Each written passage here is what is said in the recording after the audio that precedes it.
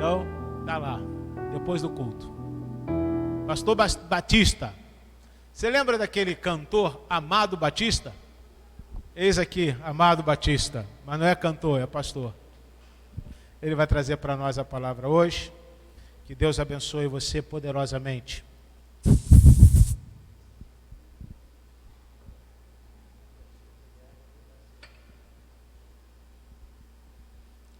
Graça e paz, caríssimos irmãos. Que bom que você veio na casa do Senhor, casa de oração, casa onde temos comunhão. Eu estava olhando o título ali para esse ano, Amar o Corpo e Cuidar da Igreja. E hoje eu gostaria de falar para você de família, a família na Bíblia. Por isso eu peço que você abra a sua Bíblia em Gênesis capítulo 2.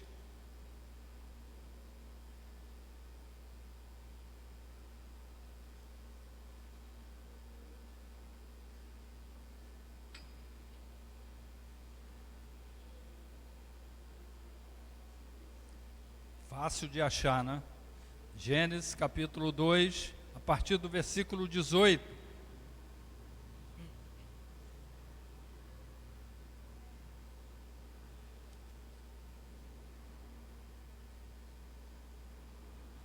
Se você achou e puder, por favor, fique de pé.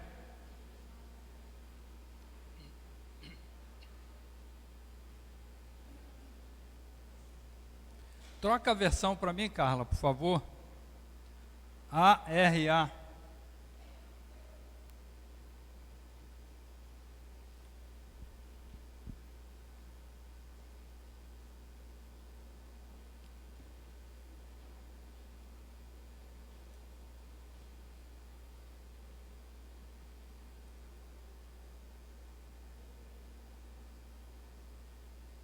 Carla, por favor, troca para mim a versão.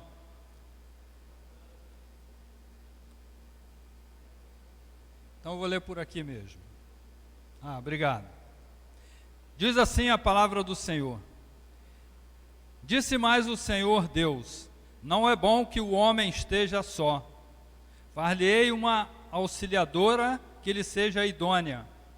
Havendo, pois, o Senhor Deus formado da terra todos os animais do campo e todas as aves dos céus, trouxe-os ao homem para ver como este lhe chamaria.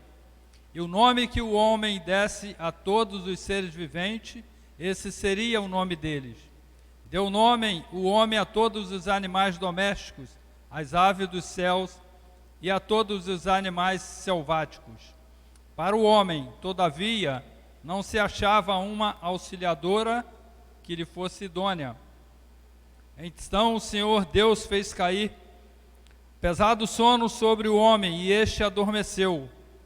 Tomou uma de suas costelas e fechou o lugar com carne. E a costela que o Senhor Deus tomara ao homem, transformou-a numa mulher e a trouxe. E disse o homem: esta, afinal, é osso dos meus ossos e carne da minha carne. Chamar-se-á varoa, porquanto do varão foi tomada. Por isso deixa o homem pai e mãe e se une à sua mulher, tornando-se os dois uma só carne. Ora, um e outro, o homem e sua mulher, estavam nus e não se envergonhavam. Pai querido, soberano Deus, quero te agradecer pela sua palavra. Quero te pedir, Senhor, fala conosco nas entrelinhas, porque nós queremos ouvi-lo, Senhor, em nome de Jesus. Oramos e já te agradecemos. Amém e amém. Podeis assentar. Queridos, já aprendemos que a palavra família é um projeto de Deus. É uma ideia que nasceu no coração do próprio Deus e que foi executada por Ele mesmo. Nasceu no seu coração e Ele executou esta ideia. E foi um plano incluído dentro do projeto geral da criação, perfeita em todos os aspectos. porque o nosso Deus, Ele é perfeito, Ele não faz as coisas pela metade, Ele faz a obra completa. A palavra família, ela é de origem latina e é usada para definir um conjunto de pessoas, pai, mãe e filhos, que mantêm um vínculo doméstico ou íntimo e que vivam juntos em uma mesma residência. Então, um projeto de Deus em que Ele colocou em execução e que é composto de pai, mãe e filhos. E geralmente vivem na mesma casa. Hoje em dia, com o decorrer aí dos estudos, né, Felipe sabe bem disso, que tem que sair para estudar, outros saem para trabalhar, e então a família fica um pouco desfalcada. Mas geralmente vivem no mesmo lugar, no mesmo lar. A base da família no Antigo Testamento. Eu gostaria de comentar sobre dois casais. O primeiro, Adão e Eva. Sabemos a história de Adão e Eva, sabemos que eles foram os primeiros a chegarem, né, nos nossos pais terrestres, e foi abençoado por Deus. Mas num determinado momento houve um pecado, e esse pecado então afastou Adão e Eva de Deus. A palavra diz que Deus deu uma informação, deu uma ordem para que da árvore da ciência do bem e do mal eles não poderiam comer, porque se comessem, certamente eles morreriam. E houve uma desobediência, e então, a partir desse momento, Deus ele expulsa o casal do jardim do Éden, e ele coloca querubins para guardar a árvore da vida, porque além da árvore da ciência, que era do bem e do mal, ao qual eles comeram fruto, havia também a árvore da vida, e que se eles comessem do fruto daquela árvore, eles teriam vida eterna. O outro casal é Ana e Eucana. Esse casal tinha seus problemas, porque Eucana tinha uma outra mulher chamada Penina, e todos os anos eles subiam a Siló para ali orarem a Deus. Era normal, era comum eles estarem ali todos os anos buscando a Deus. E Ana ia e pedia a Deus para que Ele abrisse a sua madre, porque ela era estéril. Até que, num desses anos, ela foi e fez um pacto com o Senhor, que se o Senhor lhe abrisse a madre, ela lhe devolveria aquele filho. Ela pediu um varão, e um detalhe que na sua confissão, na sua fala com Deus, ela não emitia um som, ela falava só com os lábios, ou seja, ela falava com o coração. Ela estava falando com Deus, e isso agradou muito a ele, e ele já tinha um projeto de levantar um juiz, um sacerdote, um profeta, e veio então Samuel, que governou, que foi juiz naquele país por muitos anos. Um homem tremendamente abençoado, e que ungiu 2 reis. Conta a história que Samuel ungiu Saul e depois ungiu o rei Davi. A família é uma instituição divina para o desenvolvimento físico, mental e espiritual da raça humana. Se nossas famílias deixarem de cumprir a sua missão, sim, porque cada família tem a sua missão, e se elas deixar de cumprir essa missão como uma instituição, como toda a nação entrará em colapso. a sua família, a minha família, nós temos um papel importante junto à sociedade. Nós temos que educar os nossos filhos para que eles possam chegar até o colégio. Isso, como é feito na nossa casa, é que eles aprendem a ter amor, é em casa que eles aprendem a tomar bênção, é em casa que eles aprendem a serem educados, é em casa que eles serão obedientes, porque as outras coisas eles irão aprender no colégio. E nós, então, não podemos deixar de cumprir essa missão. A família ela está sujeita às ordenanças e às leis, porque as mulheres lá atrás, no passado, elas eram tratadas como uma propriedade. O homem poderia trocá-la por outra coisa, o homem poderia abandoná-la. Então, a nossa parte, nós temos que fazer.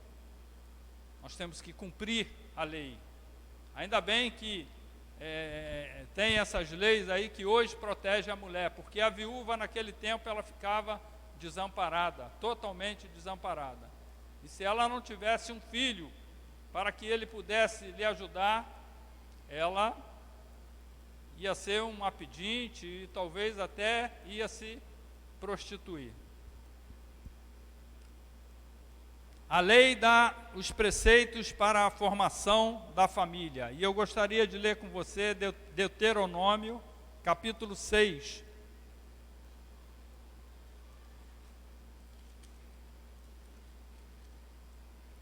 Deuteronômio, capítulo 6.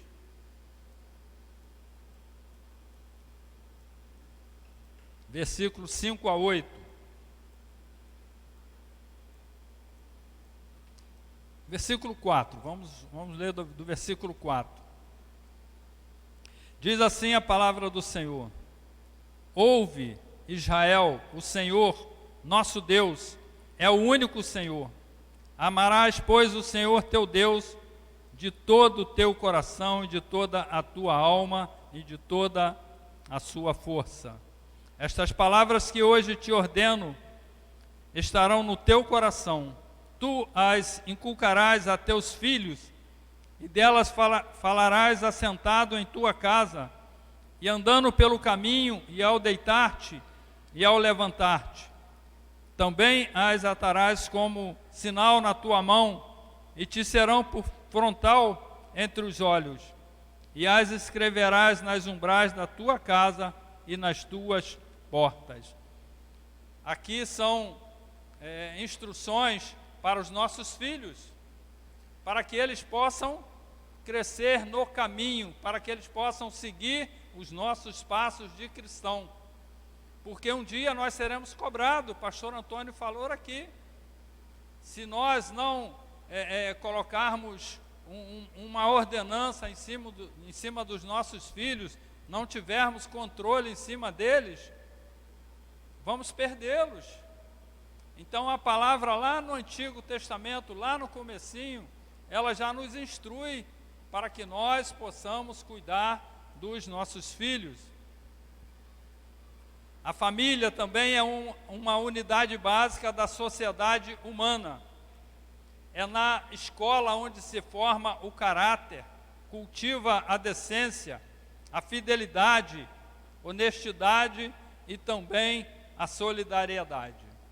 Além dos aprendizados em que a sociedade fornece para as crianças, também ela fornece isso aqui, que a pessoa seja solidária, seja honesta, fiel e também decência. Isso as crianças irão aprender, e cabe à sociedade providenciar meios para que elas possam sair dali amparadas, saírem dali já com condições de alcançar o mundo. E a base na família do Novo Testamento é a família de Jesus. Eu poderia citar várias outras famílias, eu poderia citar a minha, a sua família, mas eu quero citar a família do nosso Mestre, E Jesus utilizou a família para ilustrar as principais qualidades éticas. E quais são essas principais qualidades? Primeiro, o amor. O amor que Jesus tinha pelas pessoas não tem definição. É um amor muito além do nosso. Também o perdão, a longanimidade e a paternidade de Deus. Obediência. Jesus era um filho obediente. Obedecia a seus pais e obedecia ao seu Pai Celeste. Isso ele deixou para nós, um legado que o próprio Jesus, o próprio Mestre, se preocupou em deixar para nós. E ele também utilizou uma criança para ilustrar as suas qualidades. E quais são as qualidades das crianças? A simplicidade e a inocência. As crianças são simples, inocentes, e muitas das vezes elas, numa conversa, num bate-papo com você, elas falam coisas verdadeiras que você fica boquiaberto, você não espera, acha que está muito além daquela idade da criança, e ela é verdadeira, ela fala por causa da sua inocência. E hoje em dia nós vemos as crianças tudo já pequenininhas, já estudando e cada vez mais se formando mais rápido. Hoje em dia você com 18 anos você já tem uma pessoa aí com um grau superior.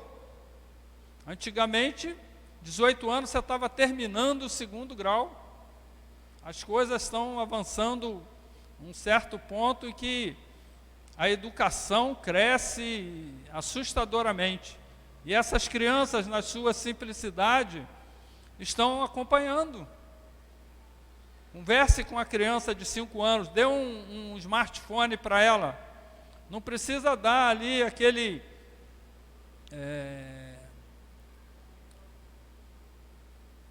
esqueci o nome. É um manual. Não precisa dar um manual, porque ela vai imediatamente fazer de tudo. Enquanto nós, com maior idade, precisamos de um manual, precisamos ler, gastar tempo. E as crianças fazem isso com uma rapidez tremenda. Jesus, ele fez também muitos milagres ligados à família.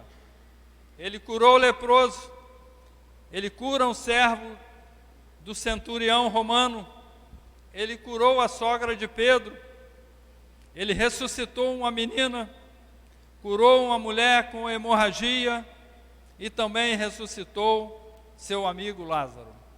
Vários milagres que Jesus fez, que constam aqui na Bíblia, que são ligados à família, fora os outros que não estão listados aqui. Se a Bíblia fosse registrar todos os milagres de Jesus, ia precisar de muitas folhas, muitas.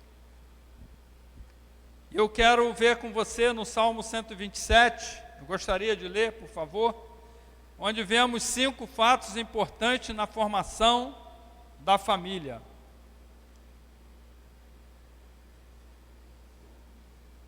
Salmo 127.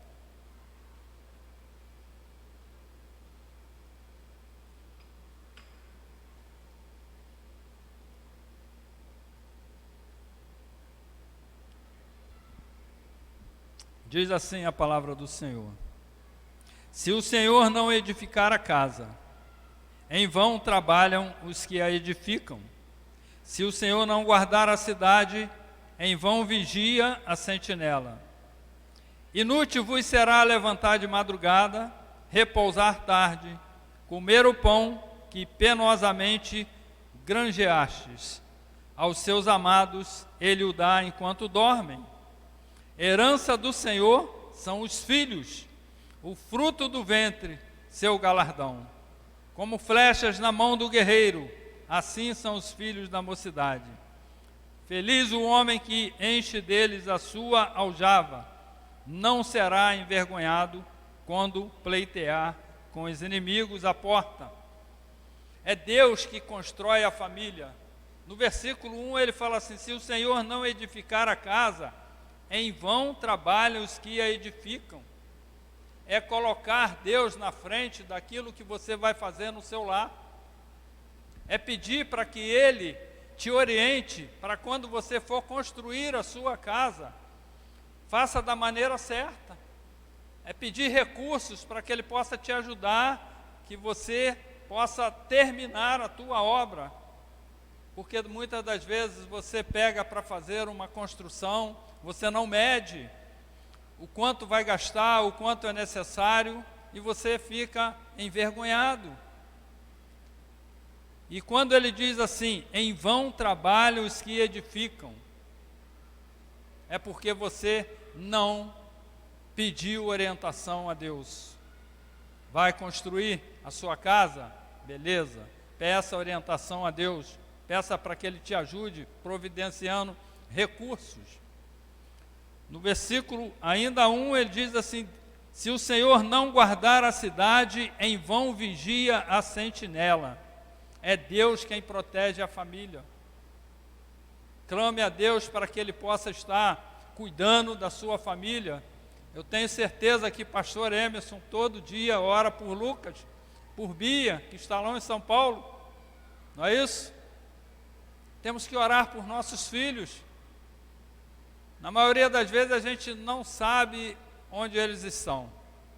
Você pensa que estão num lugar, estão em outro lugar.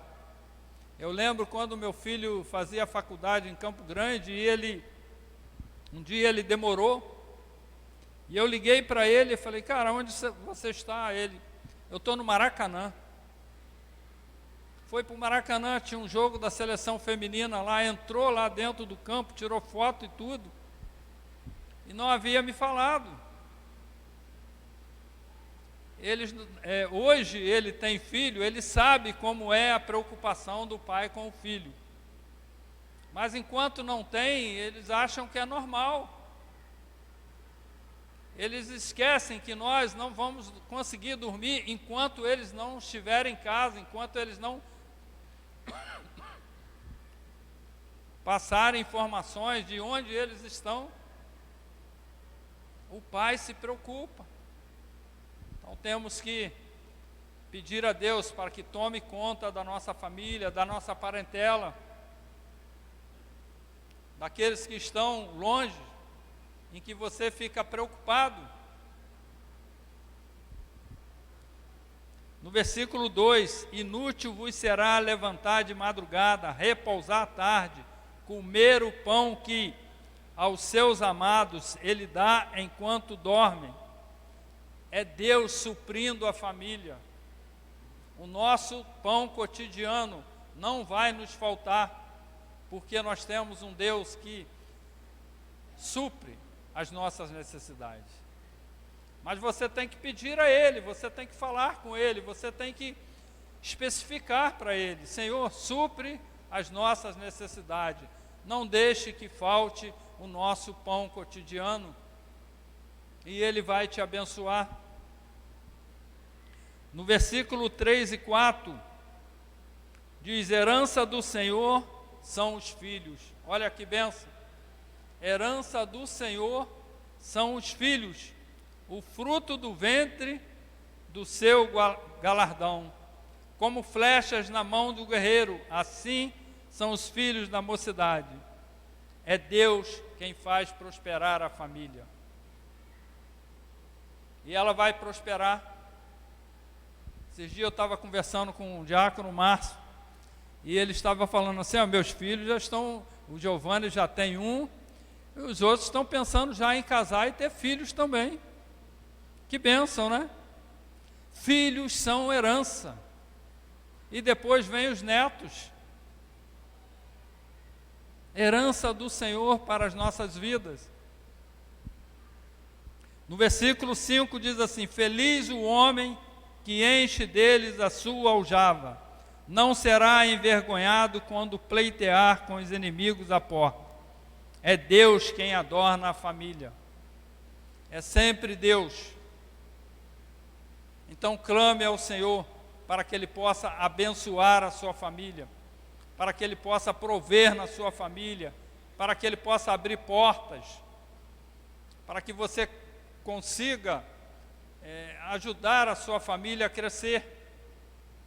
Porque, como eu disse aqui, nós aprendemos que é um projeto divino, foi colocado no próprio coração de Deus e Ele assim a executou, o próprio Deus. Há também uma integração entre a família e a igreja.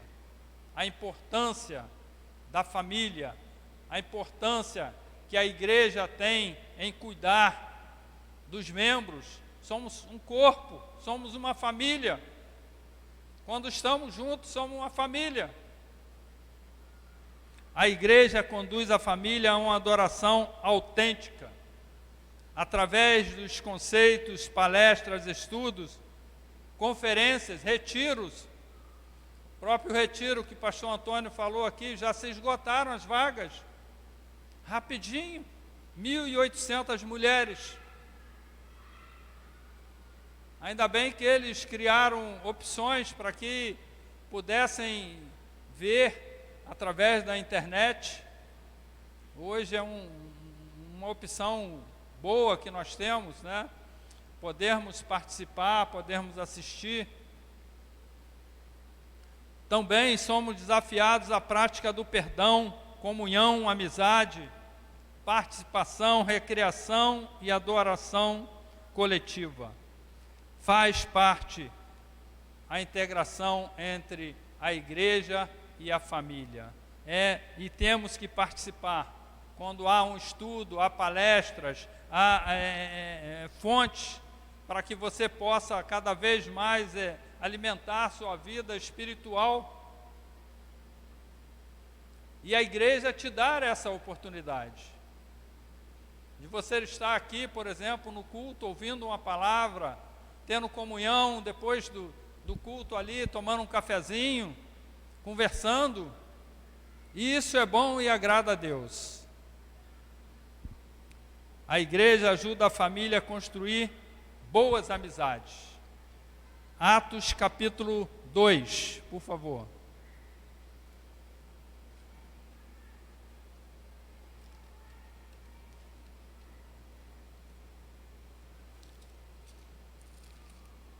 Atos capítulo 2, versículo 40.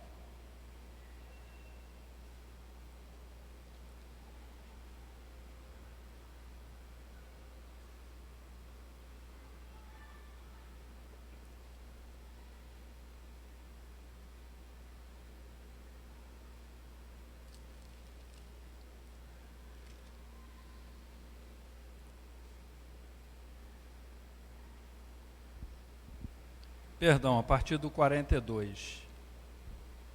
E perseveraram na doutrina dos apóstolos e na comunhão, no partir do pão e nas orações.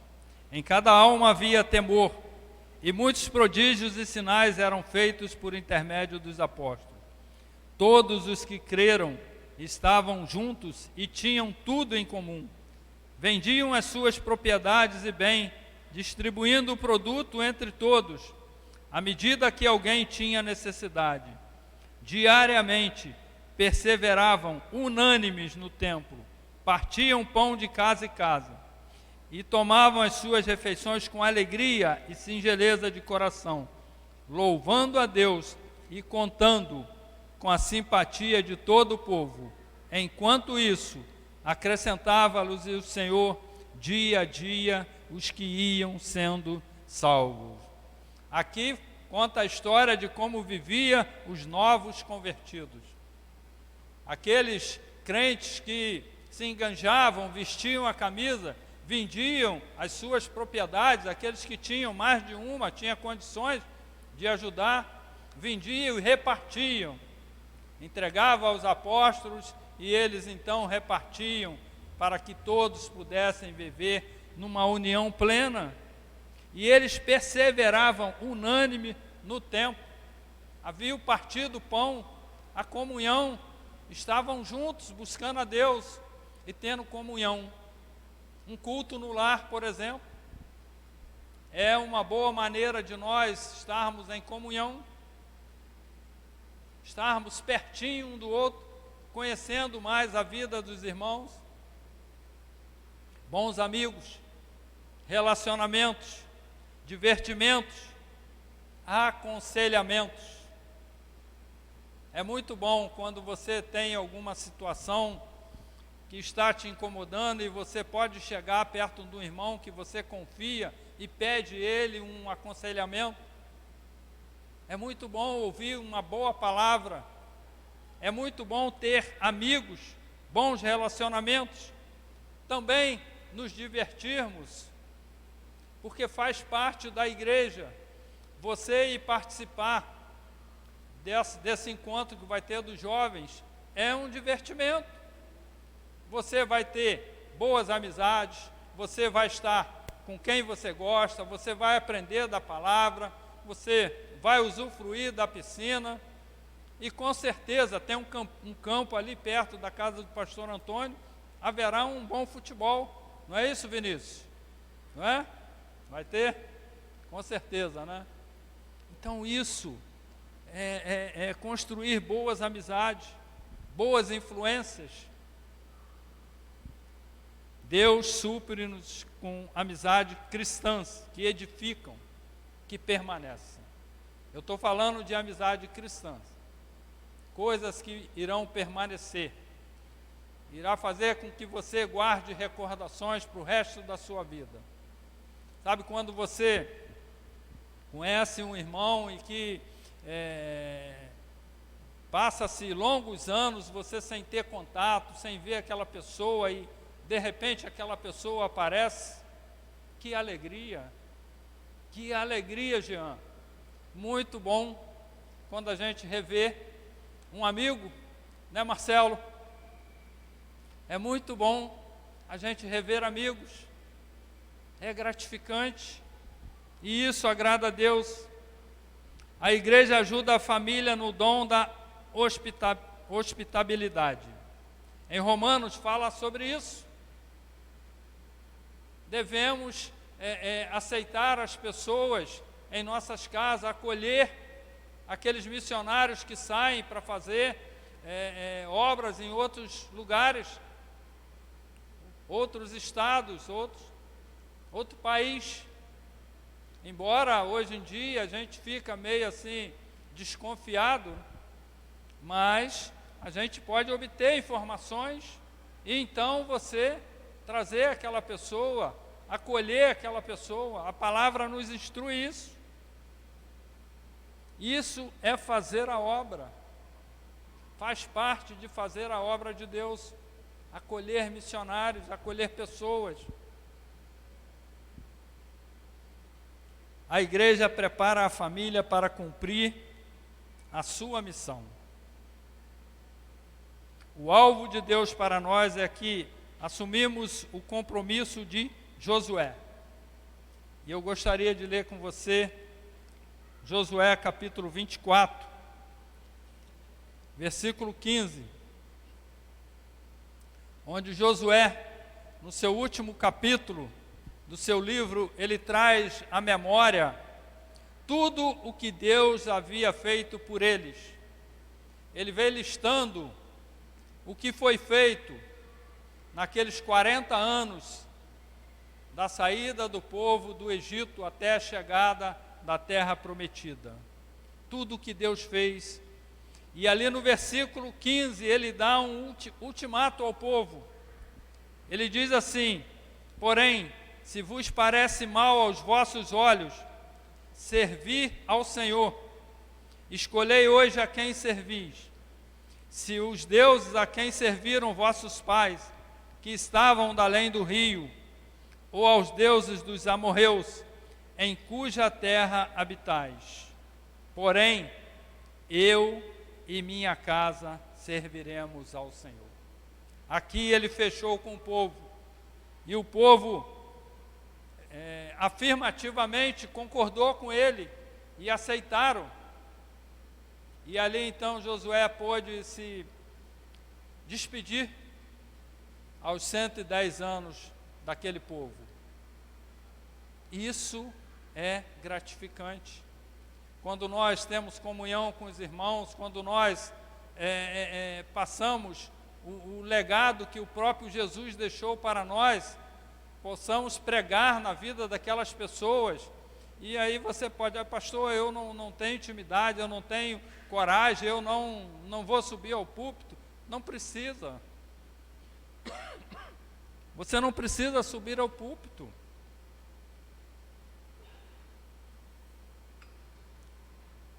Você pode pregar, é um folhetinho. E eu lembro da conversão de Matos Nascimento.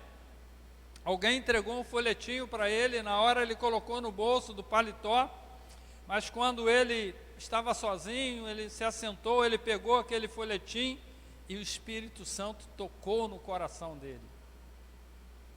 E ele passou então a cantar para Deus. Teve a sua vida mudada. Passou situações difíceis, mas Deus o exaltou, porque ele agora, ele dizia que eu sou de Deus. Assim também, pode ser que você tenha a sua vida mudada através de um folhetim, através de alguém que pregou na sua vida, alguém que falou de Jesus, alguém que um dia profetizou na sua vida. Uma vez eu escutei uma pessoa falar para mim, Deus tem um projeto na sua vida. Tem muitos anos isso, eu não era cristão, e eu fiquei pensando naquilo ali, o que Deus pode ter para a minha vida. E passaram-se anos, esse ano estou fazendo 20 anos aqui de Nova Vida. Hoje eu entendo, hoje eu sou grato àquela pessoa que eu nunca mais a vi. Foi assim, por um instante, eu estava num ponto de ônibus e ela falou isso para mim. E eu guardei aquilo ali no meu coração. E hoje eu posso falar para as pessoas, porque Deus realmente tem um projeto na nossa vida. Você já parou para pensar nisso? Já perguntou a Deus o que Ele tem para você? E você já falou para Deus o que você pode dar para Ele? Como você pode pagar os benefícios que Ele tem feito a você, a sua família? Olhe para a sua vida lá atrás. Veja como Deus trabalhou na sua vida, na sua família. Agradeça a Deus pela sua família. Peça a Ele para continuar te abençoando ali na sua família, seus filhos, para que eles possam crescer também, vendo, se espelhando em você. Seja um espelho para seus filhos, para seus netos.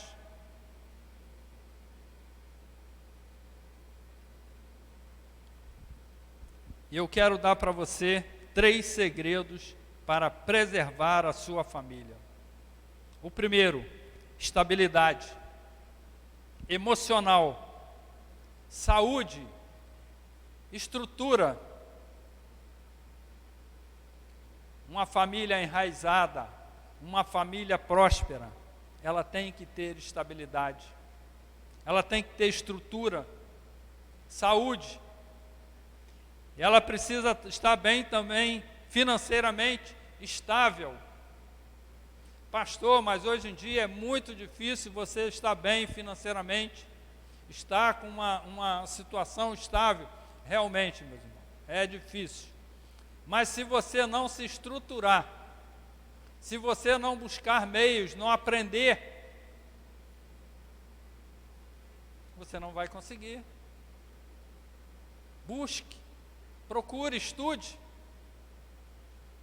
Há consultores que podem te ajudar nisso. E você poupando um pouquinho, quando chegar no final da sua carreira, você já tem um montão. Mas se estruture. Também na sua vida espiritual, precisamos ser sempre lâmpada acesa. O que é isso, pastor? Lâmpada acesa? Sabe daquela lamparina? Jorginho sabe, lamparina, não sabe, Jorginho? Conheceu lamparina? Pois é. A lamparina você precisa colocar ali combustível para manter ela acesa. Na nossa vida espiritual também é assim. Você tem que manter a sua vida sempre acesa. Não pode deixar aquela chama se apagar. Quando ela estiver se apagando, joga mais combustível. Ela vai estar sempre acesa, iluminando. Assim é a nossa vida espiritual. Outro segredo para preservar a sua família, o perdão. Pastor, perdoar é muito difícil. Realmente, é muito difícil. E eu vou falar para você que humanamente nós não conseguimos. Não conseguimos. Precisamos da ajuda do Espírito Santo. Precisamos pedir para que Ele nos ajude. E Jesus, na oração do Pai Nosso, que é a base da oração, foi o perdão. Ele nos ensina a pedir perdão, porque se não perdoarmos, também não seremos perdoados. É a palavra que diz isso. E Jesus nos ensinou para que possamos perdoar. E isso é o passaporte para o futuro. Você quer ir para o céu? Quer ceiar com o Senhor? Quer estar com os irmãos na eternidade? Quer garantir o seu passaporte? Peça perdão. Se você tiver ainda alguma coisa pendente, alguma situação em que você tem que pedir perdão e você ainda não se acertou, não teve coragem, peça ao Espírito Santo para te ajudar e se acerte com aquela pessoa. E a palavra de Deus diz que você primeiro tem que ir se consertar com o seu irmão para depois você entregar a sua oferta. Sabe por que muitas das vezes nós não somos abençoados? Porque ainda não perdoamos, ainda não nos acertamos com aquele que um dia nos ofendeu e que você tem que ir lá. É você que tem que ir e acertar a situação. Libere perdão, garanta o seu passaporte. O outro segredo para preservar a sua família: palavras que dão destino. Decisões. Início de ano, temos que tomar muitas decisões. E tomada de decisões, muitas das vezes, desagradam pessoas, desagrada até a sua família, no trabalho. Mas você tem que tomar. Não deixe para depois. Mas ore a Deus. Peça orientação a Ele. Peça para que o Espírito Santo venha te iluminar, para que você possa tomar decisões certas. Não vá pelo seu coração, não vá pela emoção, vá por aquilo que o Espírito Santo tem para você. A decisão dele vai ser o melhor para você e para a sua família. Fé que processa. A fé é um dom que o Senhor nos dá.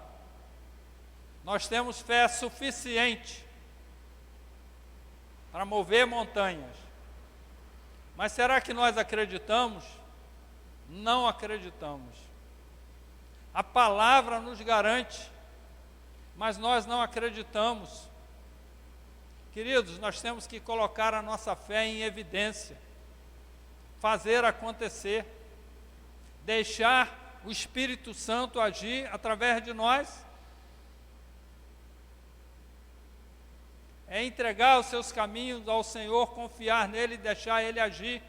Ele quer agir através de mim e de você. E muitas das vezes nós mesmos colocamos obstáculos.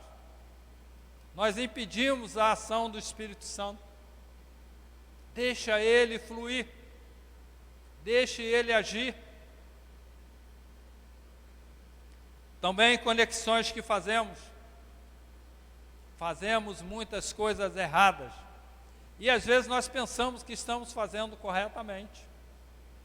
E aí você pode fazer uma perguntinha básica. Será que Jesus faria isso? A partir do momento em que você tiver alguma dúvida, não faça. Não faça, porque dúvida não é coisa de cristão. A vida do cristão tem que ser sim, sim, não, não. Não pode passar disso. E Deus não vai deixar dúvida no seu coração. Teve dúvida? Não faça. Continue clamando a Deus, continue falando, espera uma resposta. Porque na maioria das vezes a gente acha que ouviu o Espírito Santo falar, mas ele não falou, porque você não pediu um ouvido sensível a ele. E nós temos 2 ouvidos, para primeiro ouvir e depois falar, depois tomar decisão, depois fazermos as nossas conexões. Também, palavras que eu declaro. Não fique declarando coisas que você não tem certeza. Não fale sem ter absoluta certeza. Uma vez eu estava vendo um filme.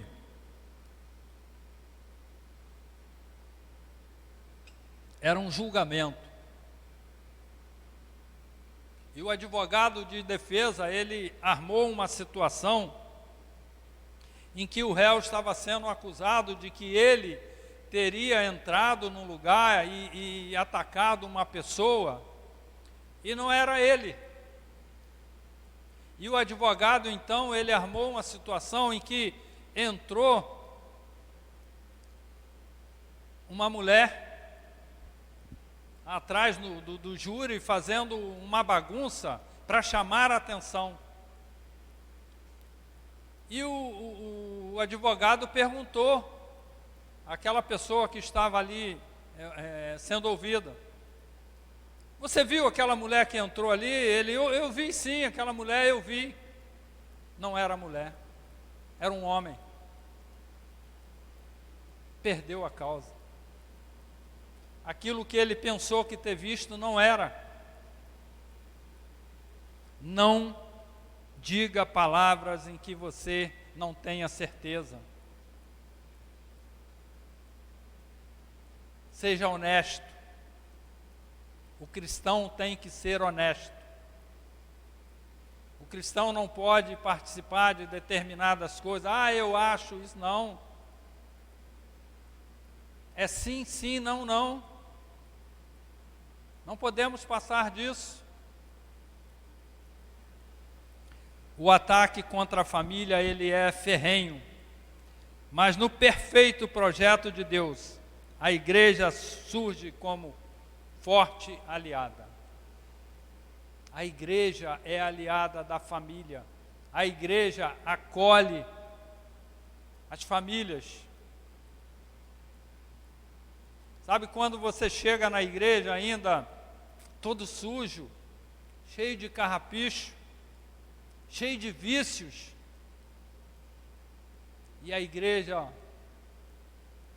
te acolhe, te abraça, porque agora você passou a fazer parte de uma família, você faz parte do corpo de Cristo. Isso é papel da igreja, receber bem as pessoas, cuidar das pessoas.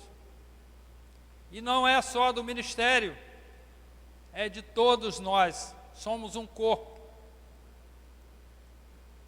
Nós somos um corpo. Quando estamos unidos, somos um corpo.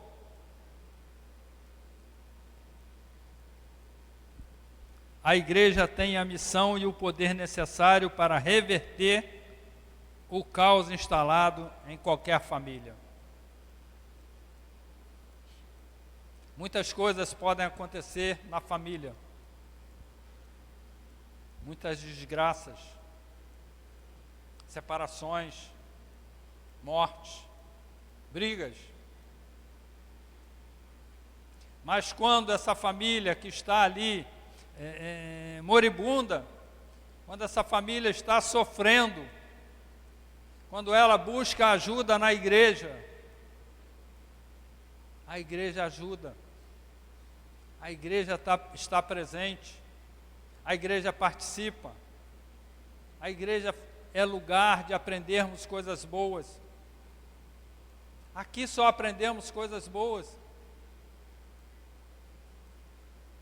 Quando participamos de retiros, somos abençoados, com pessoas preparadas para nos orientarem. Quantas vezes em retiro de homens, além de exames médicos que fazíamos, também corte de cabelos, orientações financeiras, médicos, para nos orientar. Isso faz parte da igreja. Ela tem o potencial de restaurar, cultivar e garantir a harmonia, a estabilidade dentro de um lar. É papel da igreja garantir a estabilidade de um lar. Agora, o que não pode também é você querer ficar contando a sua vida para todo mundo. Opa, temos pessoas na igreja em que você tem sempre uma afinidade. Você pode chegar e contar para ela e te pedir: me ajuda em oração, estou passando por essa situação. Guarde para você seu problema e fale com aquele irmão que você confia. Pastor, mas eu não posso confiar nos outros irmãos? Somos todos irmãos, um corpo. Meu irmão, somos um corpo, sim, mas às vezes um amigo meu, eu conto uma história para ele, falo assim: guarda para você. Mas ele tem outro amigo que quer dividir com aquele amigo, que tem outro amigo que quer dividir, e acaba todo mundo ficando sabendo da situação. Não fique contando a sua vida para todos. Sempre temos pessoas mais chegadas que vai nos ajudar. Ser membro de uma família é ser membro de uma igreja. E isso são bênçãos das quais não podemos abrir mão. Não abra mão da sua família. Eu não sei se você está passando por alguma situação adversa, alguma coisa que está te entristecendo o seu coração, alguma coisa que te magoou. Mas saiba que na igreja, tem pessoas que podem te ajudar. Confie, busque, ore a Deus, peça direção, e o Espírito Santo vai te orientar. Esse é o papel dele. Ele vai te ajudar.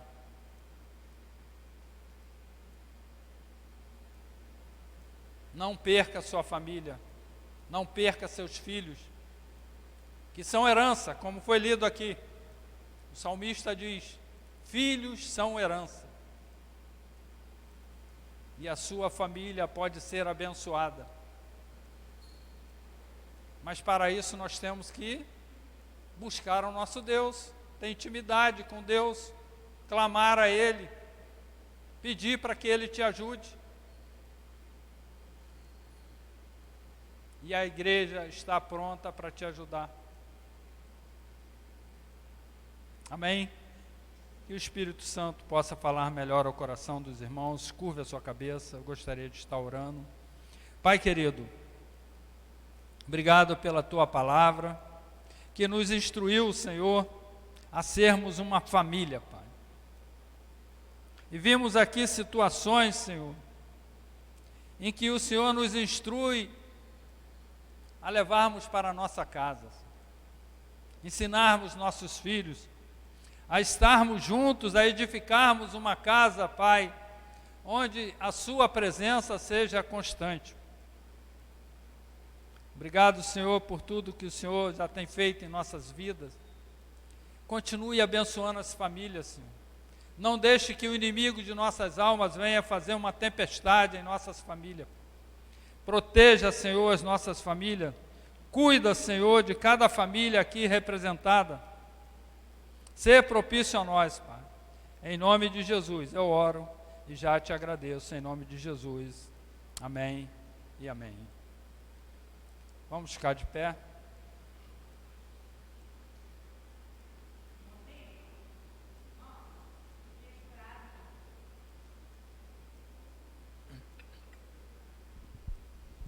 Amanhã, às 19 horas, reunião de oração pelos filhos.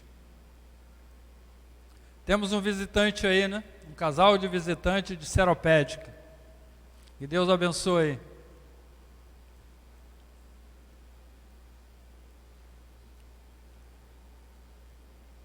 Estavam falando aqui de filhos, herança do Senhor.